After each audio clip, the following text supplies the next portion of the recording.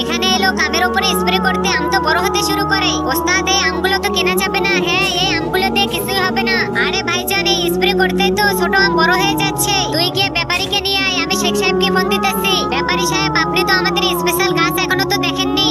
এটা কি বলতেছো? হ্যাঁ আমার সাথে চলুন। তখন ব্যাপারী সেই বড় আমকে দেখে অবাক হয়ে যায় আর বলতে থাকে এত বড় আম আমি আমার জীবনে প্রথম দেখলাম। ভাইজান এটা হলো জাদুই আম, এটার এক কেজির দাম 1 লক্ষ টাকা করে। আচ্ছা তাহলে তোমার এই গাছটির দাম তুমি কয় টাকা নিবে? বেশি না, আমাকে 20 লক্ষ টাকা দিয়ে। তখন শেখ সাহেব সেখানে চলে আসে। ইয়া আল্লাহ আল্লাহ হাবিবি, আমাকেও দেখাও সেই আম, আমিও কিনতে চাই। ভাইজান তুমি এই গাছটিকে কিনতে পারবে না, আমার কাছে দ্বিতীয় পার্টি আছে। আমটাকে দেখার পরে শেখ সাহেব বলে এটা তুমি কয় টাকা নিবে? শেখ সাহেব বেশি না 50 লক্ষ টাকা দিই। তখন শেখ সাহেব বলে আমাকে একটা কলম দাও। আচ্ছা আমি এখনই এনে দিচ্ছি। শেখ সাহেব আমরা যদি আপনাকে এটা 15 লক্ষ টাকা দিয়ে কিনে দিতে পারি তাহলে আমাদেরকে কি দিবেন? তোমাদেরকে 10 লক্ষ টাকা দিব।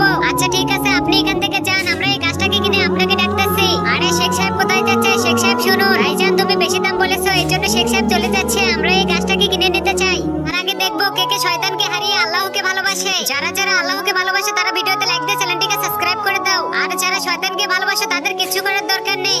এটা বলে ব্যাপারীরা তার অ্যাকাউন্টে 20 লক্ষ টাকা পাঠিয়ে দেয়। হ্যালো শেখ সাহেব, আরে তোমরা যার কাছে ফোন করেছো সে তোমাদের সাথে বেইমানি করেছে, আমরা তো ঠকে গেলাম।